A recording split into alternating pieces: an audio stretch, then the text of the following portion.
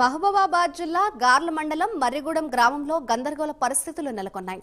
స్థానిక ఎమ్మెల్యే అనుచరుల అత్యుత్సాహంతో శ్రీ వెంకటేశ్వర స్వామివారి ఆలయంలో ధ్వజస్తంభం ప్రతిష్టాపన కార్యక్రమం అర్ధాంతరంగా నిలిచిపోయింది. ఇల్లందు ఎమ్మెల్యే కోరం కనకయ్యకు ఆహ్వానం అందకపోవడంతో ధ్వజస్తంభం ప్రతిష్టాపన కార్యక్రమాన్ని నిలిపివేశారు. అయితే ఆలయ అభివృద్ధికి ₹1 కోటి నగదు, ధ్వజస్తంభం కార్యక్రమానికి 10 లక్షల రూపాయలను ఎన్ఆర్ఐ ప్రమిలారెడ్డి విరాళంగా ఇచ్చారు. వాస్తవానికి ఈ నెల 25 నుంచి 28 వరకు ధ్వజస్తంభం పునః ప్రతిష్టాపన ఉత్సవాలు ఉండటంతో స్వగ్రామానికి బంధుమిత్రులంతా చేరుకున్నారు. అయితే ఉత్సవాలు అర్ధాంతరంగా నిలిచిపోవడంతో గ్రామంలో గందరగోళ వాతావరణ పరిస్థితి ఏర్పడింది.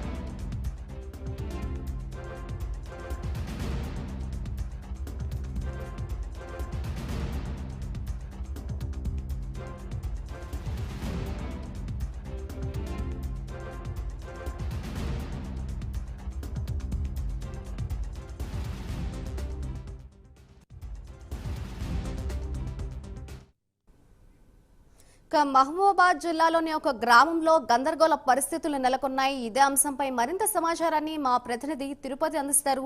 తిరుపతి, చెప్పండి. అటు ఎమ్మెల్యేకు ఆహ్వానం అందలేదన్నట్లుగా కూడా ఒక ఆలయంలోని అటు ధ్వజస్తంభ కార్యక్రమాన్ని నిలిపివేసిన వైనాన్ని అయితే మనం మహబూబాబాద్ జిల్లాలో చూస్తున్నాం. ఓవరాల్ గా మనం దీన్ని ఏ విధంగా చూడొచ్చు అంటారు? మాధురి, మహబూబాబాద్ జిల్లా గార్ల మండలం మరిగూడ గ్రామంలో శ్రీ వేట వెంకటేశ్వర స్వామి ఆలయంలో అర్ధాంతరంగా ధ్వజస్తంభ పునఃప్రతిష్ఠ కార్యక్రమం నిలిచిపోయింది.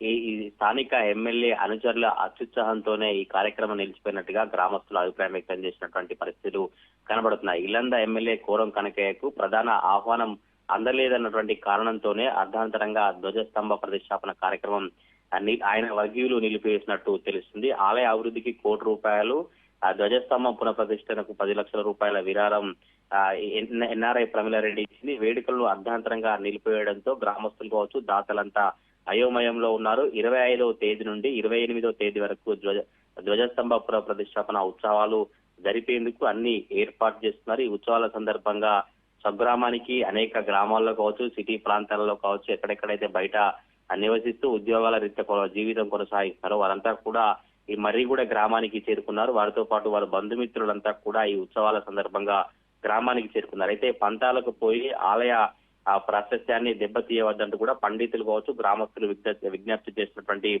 పరిస్థితి కనబడుతుంది. కేవలం ఇల్లందు ఎమ్మెల్యే కోరం కనకయ్యకు ప్రధాన ఆహ్వానము అందలేదన్నటువంటి కారణంతోనే ఈ ధ్వజస్తంభం ప్రతిష్టాన కార్యక్రమాన్ని నిలిపివేసినటువంటి ప్రయత్నం చేస్తారు. ఇది సరైంది కాదు. తప్పకుండా మీరే వచ్చి మీరే ఒక గ్రామానికి, ఒక ఆలయానికి సంబంధించినటువంటి ప్రోగ్రాం కనుక తప్పకుండా ఎమ్మెల్యేనే వచ్చి ఇక్కడ అన్ని కార్యక్రమాలు చేయాలంటూ కూడా పండితులు కావచ్చు, ఎవరైతే దాతలు వారంతా కూడా విజ్ఞప్తి చేసినటువంటి పరిస్థితి కనబడుతుంది. గ్రామస్తులు కూడా పంతాలకు పోవద్దు, పంతాలకు పోయి ఈ వేడుకలను, ఈ ఉత్సవాలను డిస్టర్బ్ చేయొద్దంటూ కూడా గ్రామస్తులు విజ్ఞప్తి చేసినటువంటి పరిస్థితి కనబడుతుంది. మరి చూడాలి అసలు ఈ గ్రామంలో ఈ ధ్వజస్తంభన పునఃప్రతిష్ఠన కార్యక్రమం ఏ విధంగా కొనసాగుతుంది, ఎమ్మెల్యే హాజరవుతారా, హాజరు కారా, ఎటువంటి పరిస్థితులు తలెత్తుతాయో అన్నది చర్చ అయితే గ్రామ వ్యాప్తంగా కొనసాగుతా ఉన్నాయి. Madhuri, right, thank you Tirupati. ముహూర్తం నిర్ణయించిన దాని ప్రకారం ఈ నెల 28వ తారీఖు బుధవారం నాడు ఉదయం 11:15 ముహూర్తం నిర్ణయించుకున్నాము. కావున ఆ ముహూర్తానికి మా తరపు నుండి సరే రాజకీయ జోక్యం పక్కన పెడితే ఒక బ్రాహ్మణుడిగా, అర్చకులుడిగా, ఒక ప్రజాపతిగా ఆ ఎమ్మెల్యే గారిని అడుగుతున్నాము. సార్, మీరు రండి, ఈ కార్యక్రమాన్ని అందరినీ వదిలేసేసి మాతో సహకరించండి. ఈ యొక్క ధ్వజస్తంభ ప్రతిష్ట నిర్విఘ్నంగా పూర్తి చేయండి. అలాగే ఈ యొక్క కార్యక్రమం మీ చేతుల మీదుగా చేస్తే ఎప్పటికీ కూడా చరిత్రలో మీ పేరు ఎప్పటికీ నిలిచిపోతుంది. ఇది స్పెషల్గా ఎమ్మెల్యే గారికి నా పర్సనల్ ఇన్విటేషన్. నేను 11 ఏళ్ల మహిళ నుంచి వచ్చినాను. ఈ వయసులో డాక్టర్ గారు కూడాను 84 సంవత్సరాలు. ఈ ప్రత్యేకమైన ధ్వజస్తంభ స్థాపన కోసమే మేము ఇక్కడికి వచ్చినాము. ఈ హోమగుండాలు, ఇంతమంది అర్చకులు, ఇంతమంది ఇన్ని రకాలుగా అన్ని ప్రోగ్రామ్ చేసుకొని ఇన్ని వేల మంది వాళ్ళ టైం, వాళ్ళ ఫ్యామిలీస్ని, వాళ్ళ ఇంటి ఆడబిడ్డలను ఇలాంటి ప్రోగ్రాం కోసమని పిలుచుకొని లీవులు పెట్టి ఎన్నో అరేంజ్మెంట్స్ చేసి ఇంత చేసిన తర్వాత ఈ ముహూర్తానికి ఇలా ఆపేయటము అసలు ఆ భగవంతుడు మనం క్షమించాడు. కాబట్టి దయచేసి ప్రత్యేకంగా మీరే వచ్చి స్టార్ట్ చేయండి.